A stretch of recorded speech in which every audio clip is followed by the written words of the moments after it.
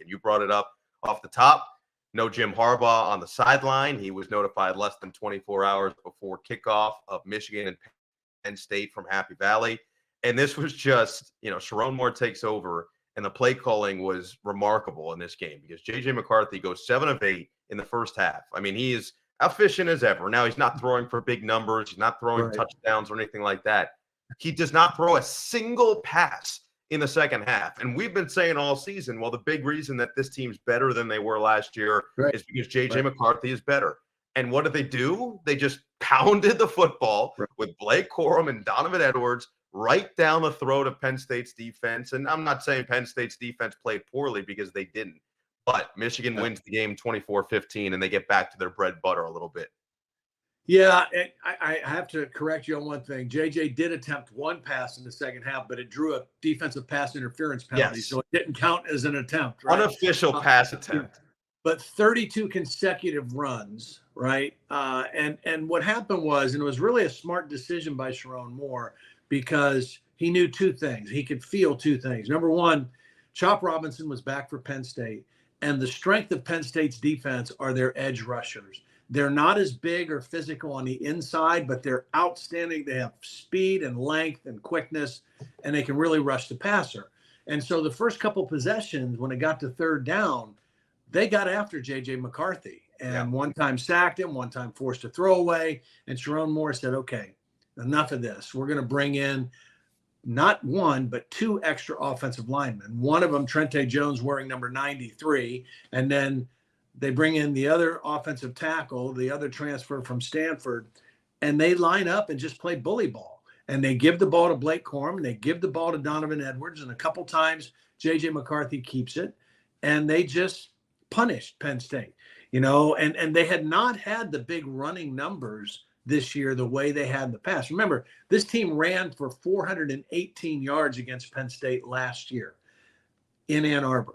So they didn't get that. They only got 227 this time.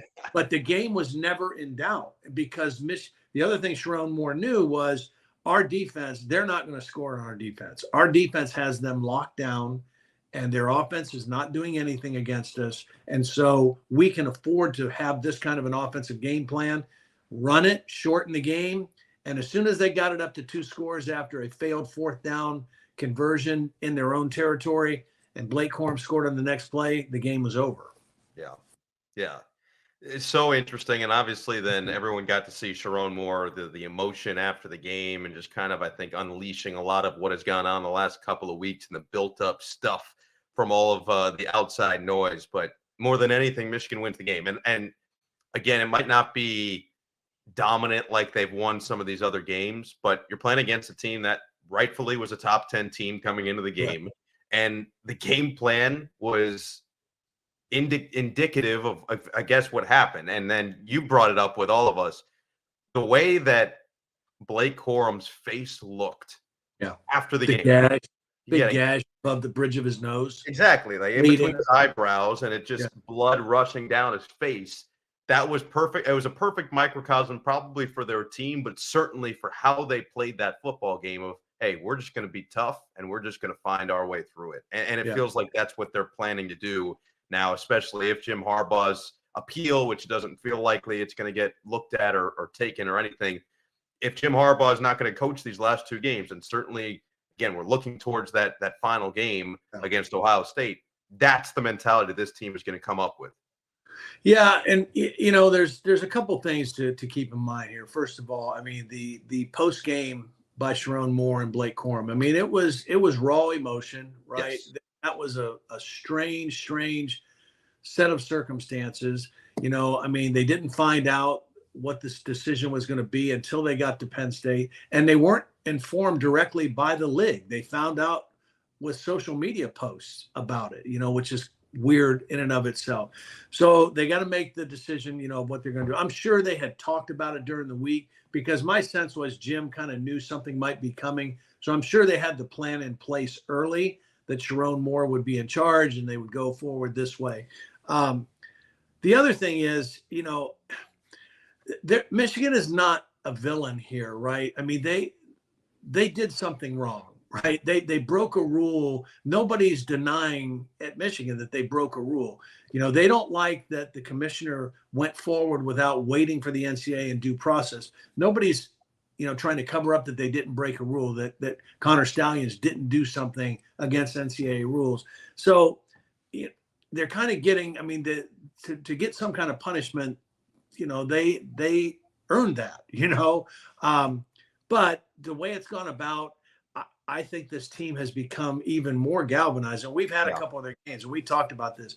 This is as close of a team and a genuinely unselfish team, unlike many that I've ever seen. Think of it this way. You mentioned J.J. McCarthy was 7 for 8. How many legitimate Heisman Trophy candidates would be okay throwing the ball 8 times in a top 10 marquee matchup and handing the ball off 32 consecutive times? Yep. Seriously. And he was as jubilant after the game as anybody could be, right? So their unselfishness on this team is legitimate. I think this brings them together. But I will say this, and a lot of people say, well, not having Jim Harbaugh on the sideline is not that big a deal. He gets to coach during the week, and it doesn't punish the players. I beg to differ. I think it is a big deal not having your head coach. I think that punishes the players, not having your head coach, especially one who is a forceful personality like Jim Harbaugh. You've got decisions that have to be made, and whether to go for it on 4th down, whether to punt, those kind of decisions that a head coach, that's his responsibility, clock management, those kind of things. Here's Sherrone Moore.